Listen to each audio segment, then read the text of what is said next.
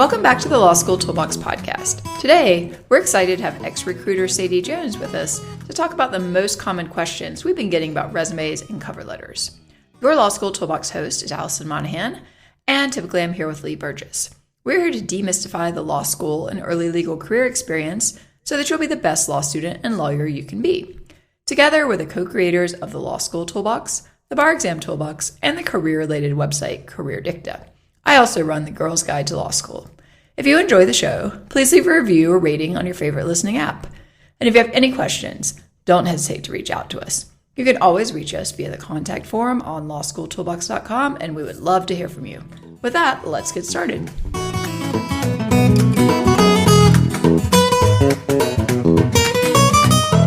Welcome back to the Law School Toolbox podcast. Today, we're excited to have ex-recruiter Sadie Jones with us to discuss the most common questions we get about resumes and cover letters. So welcome, Sadie. Thanks for having me back. Our pleasure. Let's get started with some basic resume questions that, we hear over and over. So, Sounds great. Number one, I'm a law student. I'm applying for jobs either in the summer or for after school. Should my resume be kept to one page? I feel very strongly about this question that yes, it should be kept to one page, with maybe one notable exception, which is if, let's say that you published a lot of articles, like let's say you're a former engineer, you're applying for IP positions, then I think you can have a page of like your publications. Other than that, you have to figure out a way to cut it down. Yeah, I think that's absolutely right. I mean, sometimes you see resumes from people who've gone straight from undergrad to law school and they're a page and a half, 2 pages, and it's really just kind of like, seriously? Yeah, it just looks like filler. And I actually find that more of those people make it longer. And then I find people with work experience, they know it has to be one page. Right. And I think, if you've had a prior career or something along those lines, you could consider going over a page, even though I think it's still better, as you pointed out, not to, just because people have a short attention span. And it really also shows, are you able to focus and tell your story, which is something we've talked about, or is it just kind of a brain dump of like every job you've ever had for your entire life? Yeah, I think it's just a case where people sort of hold on to things and don't know how to edit. And I think that's a skill that you should show them with your resume, that you can highlight what's important. Yeah, absolutely. That's definitely something you're going to do as a lawyer. So, it's going to make someone probably reluctant to hire you if they're like, are they going to not be able to edit my brief down to the word limit? Exactly. And I think that especially if you don't have a lot of work experience or there isn't a lot to say and it just feels like you're trying to stretch out a lot of internships and things like that, they're going to notice. But generally, I feel like blanket rule, it should be one page, figure out a way to make it work.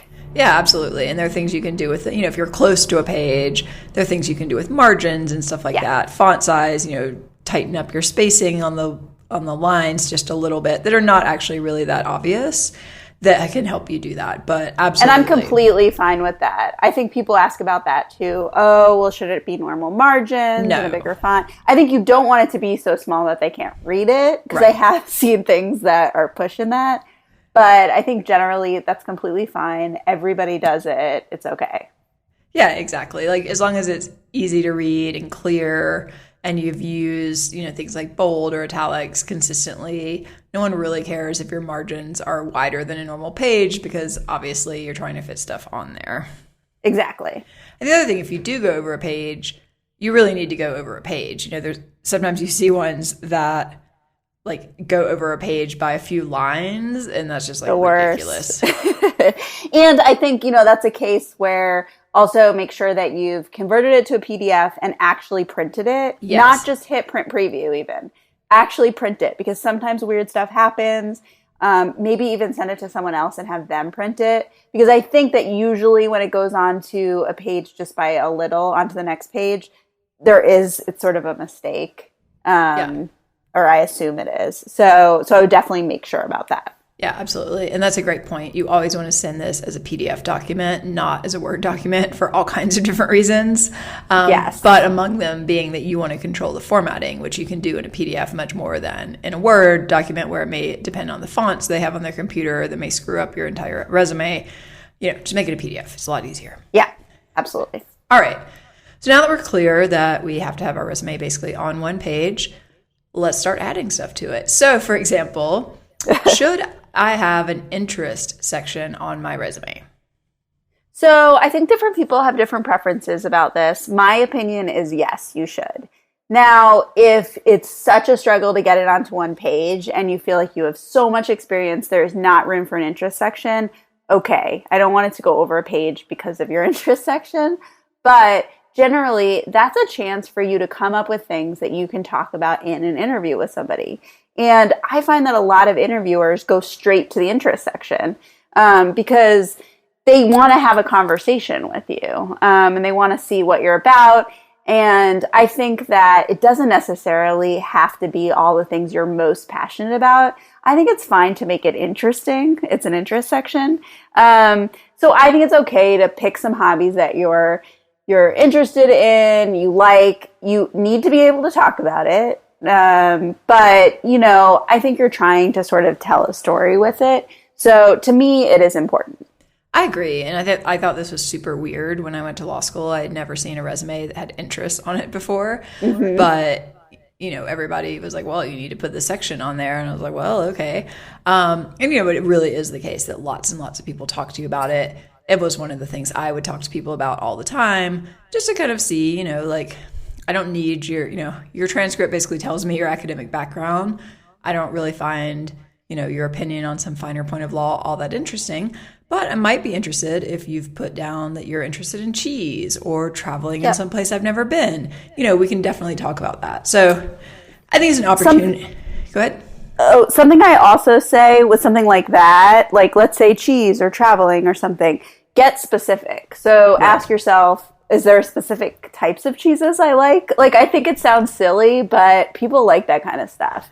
So it's like, not just traveling, I want to go to every country in Asia or working on that. Or trying to fly a certain amount of miles a year. Or I'm really interested in European travel, whatever it is. Or places you've actually been. Yeah. Well, and the key here is, like I said, I don't think it has to be, your number one thing that you're doing every day, but it does need to be something you can actually talk about because they are going to look. Yeah, and it's just a softball question. I asked someone who put cooking or baking what they like to bake, and they looked at me blankly, and I was like, it's in your interest section of your resume. And he's like, oh, well, it's probably more accurate to say I like cooking shows. And if he just put cooking shows, like watching cooking shows, I would have been fine with that. And that would have been great. Yeah, and we could have talked about that. Good. But instead, I was like, why did you lie in your interest section? It just doesn't even make sense. It's a red flag. Yeah, it was just one of those things you're like, really? Just make something up. Come on. Yeah, so know your resume, but get specific, make it interesting, make it fun. It's a chance to be a little creative. Yeah, and I think, sometimes people say, well, I don't really have any hobbies or interests. I'm a law student. So they'll put something like reading. And it's like, well, that's not terrible, but it could be more interesting. What do you like to read? Do you read historical fiction? Do you read biographies? Put that on there.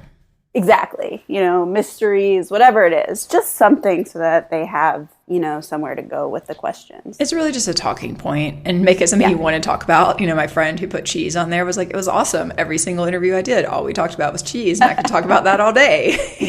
Well, and it's a chance for you to sort of steer the conversation too. It's like you can shine. Yeah, exactly. All right. So, if you have the space, we highly recommend you have an interest section. Next question. Should I include every job, even if I worked as, say, a nanny, waiter, bartender, retail salesperson, etc.? Okay, so I think this depends. It depends on when you did the job, how important the job was to you, how much time it took up. For example, if you worked as a nanny, half time during law school to support yourself, that's legitimate. Or you did it for the 2 years between college and law school to save up, because you don't want there to be a blank during that time and you actually did it. And I think it shows, commitment and that you were doing something to support yourself. Now, I don't think you should put it on if, you were a bartender the summer before college or something like that. It didn't really mean anything. It was sort of a throwaway thing. Or if it was sort of a side job you did for a couple hours a week during law school, I don't know that it's that important. And I think you have to figure out where kind of it fits in your story. I think that's right. I mean, I think if people are going to be wondering, like, well, what were they filling their time with? And the answer is you worked 2 years at this job doing retail. That should probably be on your resume. And, you can sell that as like you were handling money and maybe you were supervising other people or, whatever it is.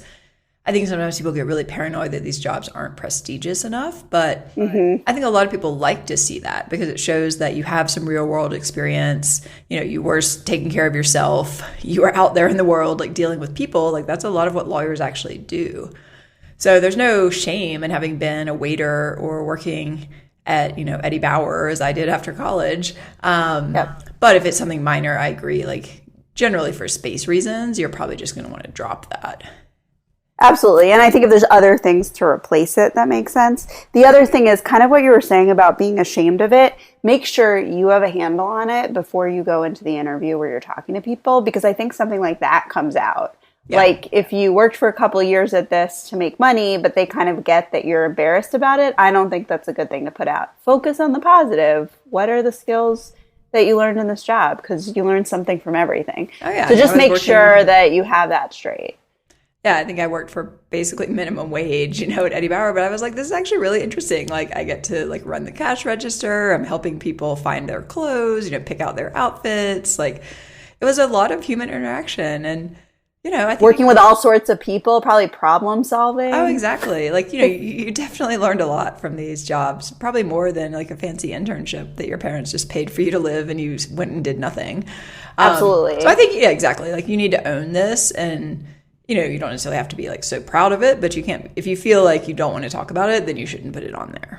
Exactly. And I also think legitimately, if you were working a lot during law school and did well in law school, that's something to be proud of. Or an undergrad. And that's something to show. Yeah, exactly. During school. Yeah, sometimes people are working like 20 or 30 hours a week and going to school full time as an undergrad and they did really well. And again, like that's something to be proud of. And exactly. And I agree with you. I think to me, 20 hours would sort of be the line of where I'd say like, wow. Yeah, like this person is legit. Like I'm looking at their transcript. They did really well. They were also working. This person knows how to organize their time. They know how to commit to something and see it through. Like these are all soft skills that basically lawyers are looking for when they're hiring. Absolutely. All right. Next question. Should I have my GPA and or class rank on my resume? Again, I think the answer is it depends.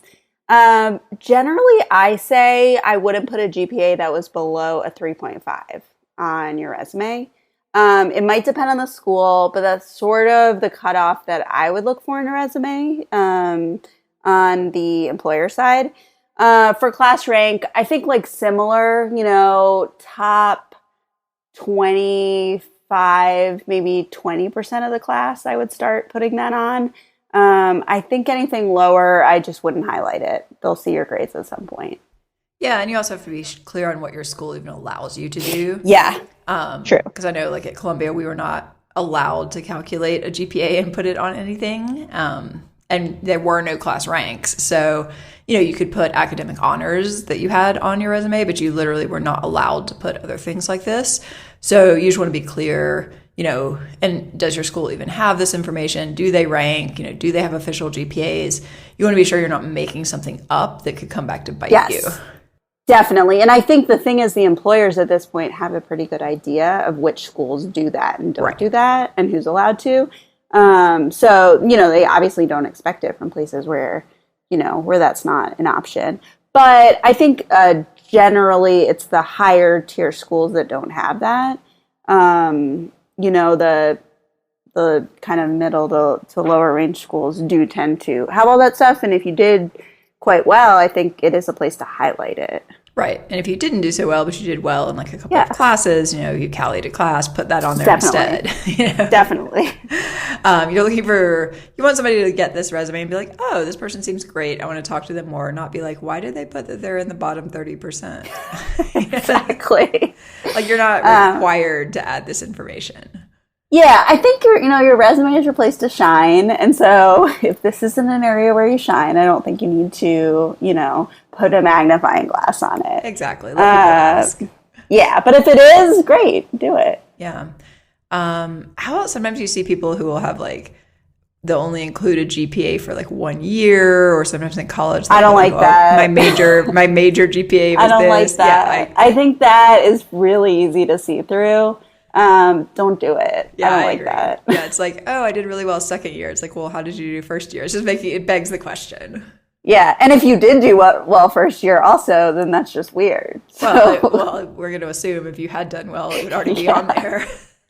Yeah, and I think the same with the major GPA. Obviously, most people do better in their major. That's not your real GPA. Don't do it. Yeah. We're smarter than that. Yeah, people are not stupid who are looking at these. Like, they can see through these little tricks. Exactly. All right, so another question. This is one that comes up all the time, actually, like bizarrely, so often. Should I use bullet points or paragraph to describe my job responsibilities?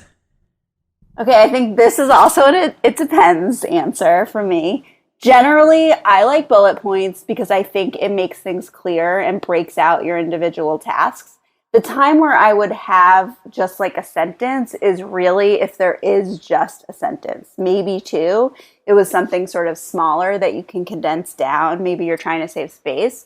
But if it's like a longer position, I think, and it's 4 separate points, I think they should be bullet points. It's a lot easier to read. When I see a big paragraph of text underneath a job, I don't even want to look at it. Yeah, I just remember our career services people insisting we had to use paragraphs. And I completely agree with you. Like, I think bullet points are more clear, they're more focused, they're easier to read. And they just basically would not let you send out a resume that did not have this like 6-sentence long chunk of text. I was just like, this is ridiculous. Someone just told me that when they sent me a resume to look at. And I said, I can't say I think this is good. And they just said that their career services said they had to have it that way. Yeah, they insist on it. Some places. Yeah, so I mean, to me, the point of a resume is always to make it as easy to read as possible because people don't have time. Yeah. No, I don't understand it. I don't really support it, but I did it. So yeah. Well, if you had to. Well, I mean, they weren't. I mean, what were they going to do? They couldn't really control it. But yeah, I mean, they did basically be like, you have to do this. So, if your school is absolutely insisting on it and people are thinking every resume from your school is going to have blocks of text, fine, put blocks of text. If no one cares or they're not really insisting, I think you go with bullet points. Yeah, I agree. Which does actually make it harder to fit everything on, but that just means you have to be even more clear. That's what I was going to say. It actually makes you edit better. Right, exactly.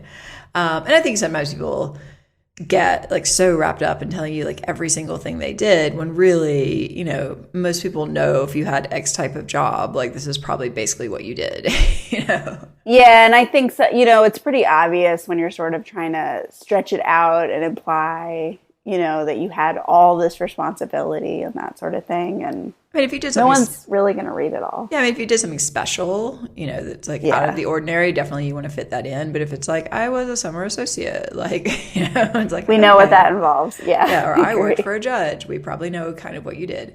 All right, well, final question on the resume front. Where can people find good examples?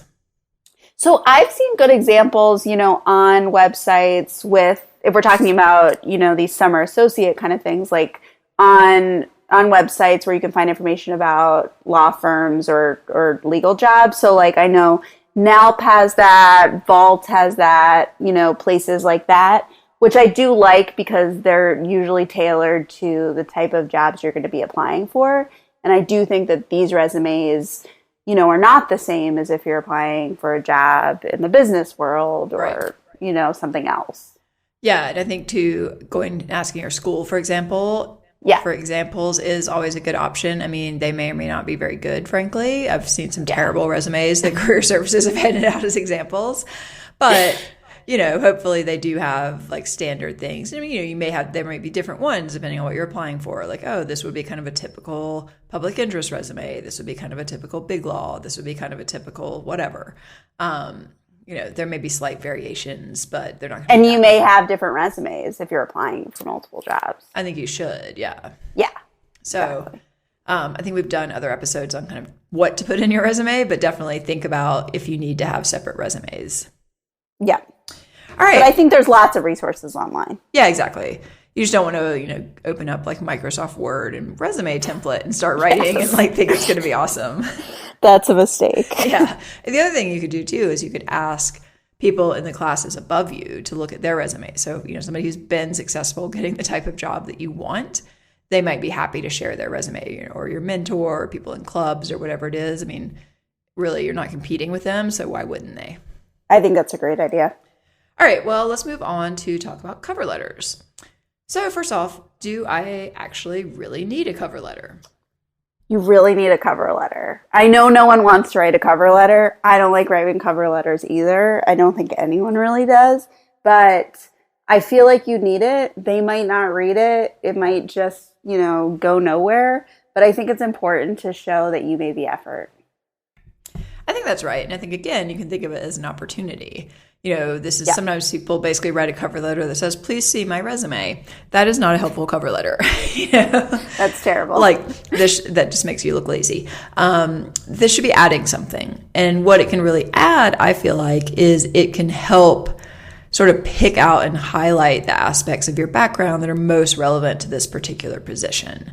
So, say you're applying to a job and it's in a certain location and you have a connection to that location, or maybe somebody referred you and said you should apply. So you have this, you can drop a name or just whatever it is, you have some piece of your background, like a, pro bono project that's particularly relevant to this nonprofit you're applying to. Those are the things that you want to put in the cover letter, because that's going to help this person actually look at your resume. You never know. Some people look first at the resume. Some people look first at the cover letter. You want to give everyone the opportunity to say, oh, this person looks awesome. We should continue looking at their materials. Yeah, and if you're worried that your resume, you had to cut it down to one page and kind of not explain stuff enough, this is your chance to explain things. So I completely agree that it's an opportunity, and I think you should look at it that and not as, oh, it's more work. Yeah, exactly. Well, how long should a cover letter be? I think it should be, a couple paragraphs, maybe 3, right. And a few sentences in each paragraph. It doesn't need to be very long. I mean, it could be a full page if you really have a lot to say. Let's say you're uniquely qualified for this position. You have a background that really, fits the specialty or something like that. I think, maybe you can elaborate more. But I think generally you want it to be, to the point, and you want to talk about your background, and then kind of the position and why you're a fit. Yeah, exactly. It's basically a 3-paragraph format. It's like, hi, simple. I'm Alison, and I'm applying for this position that you've advertised. Here's why I think my background is a good fit for you. And here's how to get in touch with me. Thanks. Bye. Also, I think that's perfect. And I think a mistake that people sometimes make on cover letters is kind of overplaying what they can offer to the position. Yes. I've noticed that a lot. I'm uniquely perfect for this. And it's you've gone through 1 year of law school. You don't really know anything. So, make it clear, that you're excited about it and excited to learn.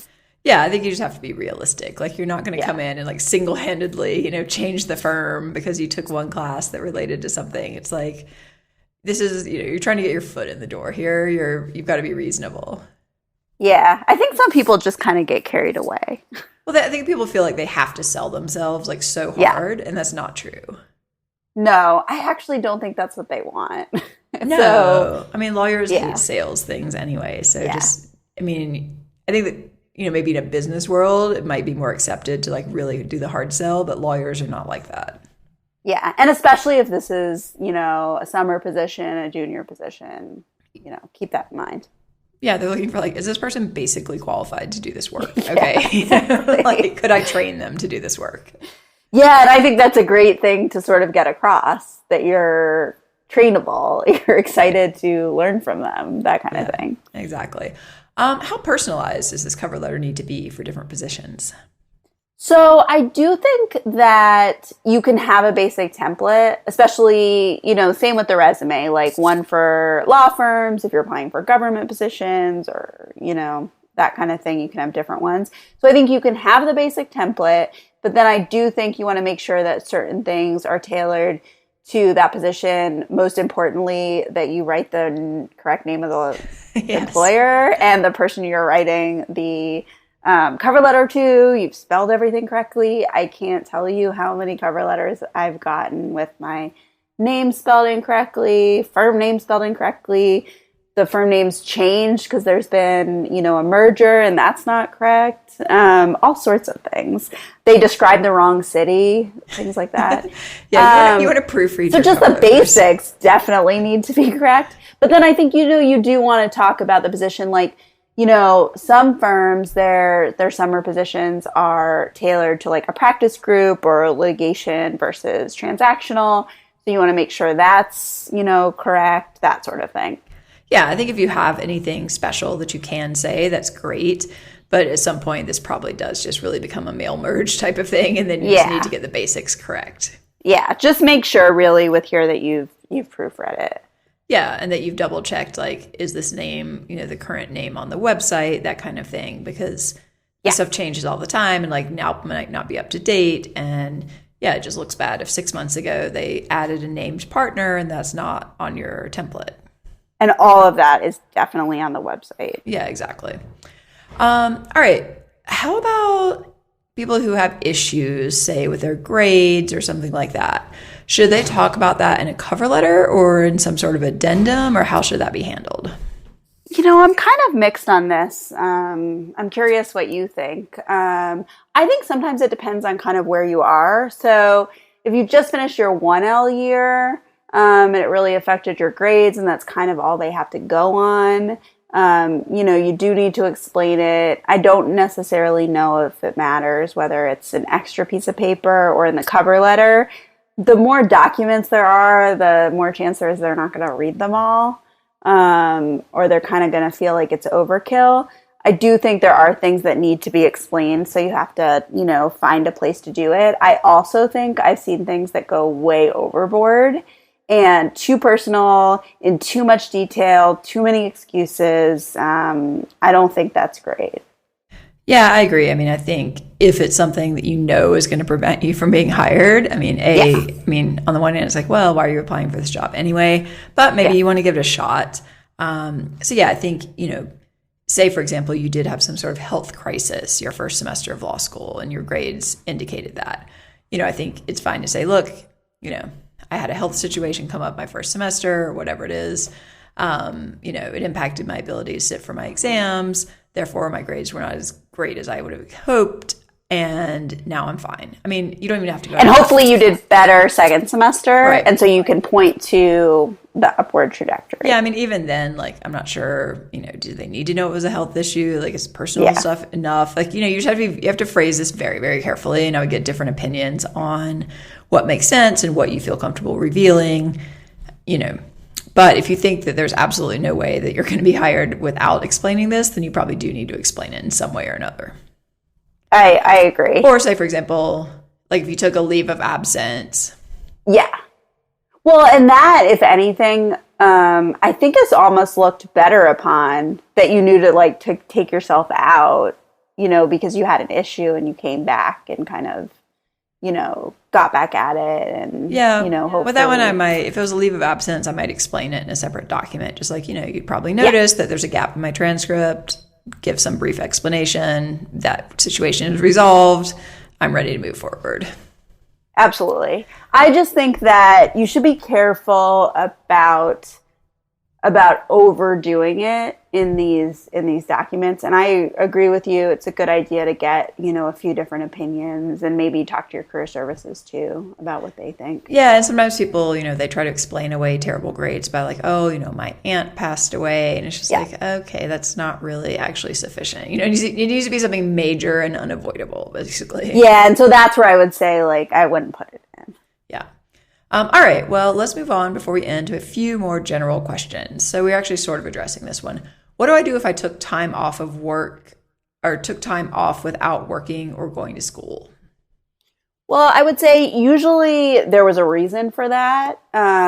So it could be a situation like we were just describing, like let's say a family member's sick or you're sick. And I think that is a chance where you can explain it either in the cover letter or another document.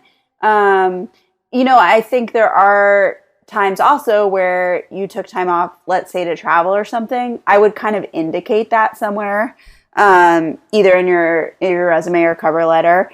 And if you just leave a blank, be really prepared to explain it if you get an interview.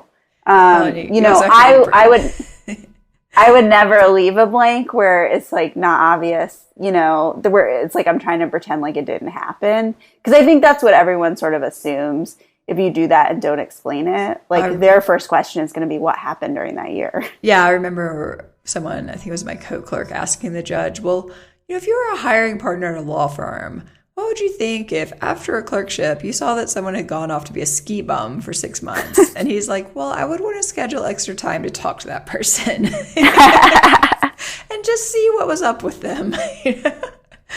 So, we're not saying you can't do it. You just have to be prepared. And I think another one, obviously, if people have been parenting and then they're coming back into the workforce, I think that one's very easy. You just basically say, look, I took time off to take care of my young children.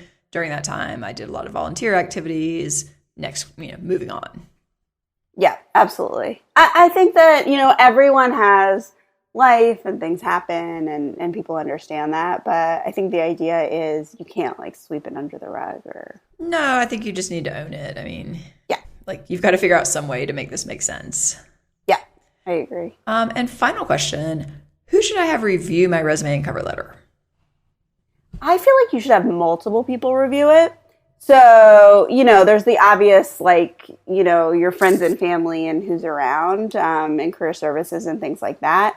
But I think, it's anyone that you can ask who's a resource, I think is great. And especially if it's someone who's a fresh eye to it and you haven't showed it to before, doesn't really know your background. I think that's ideal because you want to see what someone who doesn't know you, is going to see when they see your resume. What does it say? Yeah, I think that's right. And I think it can be, a loose professional connection can be a good one. Say that a mentor, someone that you met, a lawyer in the community, that kind of thing. If they're willing to look at your resume, that's fantastic because they know kind of what they would be looking for if they were hiring. And also they may not have your full background. So they're much more objective than your parents who are like, oh, I love your resume. It's so great. You're such a star. Yeah. But some people do have the parents that'll, go to town on editing things. Well, and I think you just have to keep in mind, do your parents really know? If your parents are lawyers, that's one thing. If your parents are doctors or, whatever they might be, they have absolutely no conception of what people are looking for in the legal world. And so they may not be, they can proofread for you, but they may not be the best people to really go to figure out what should be on this document.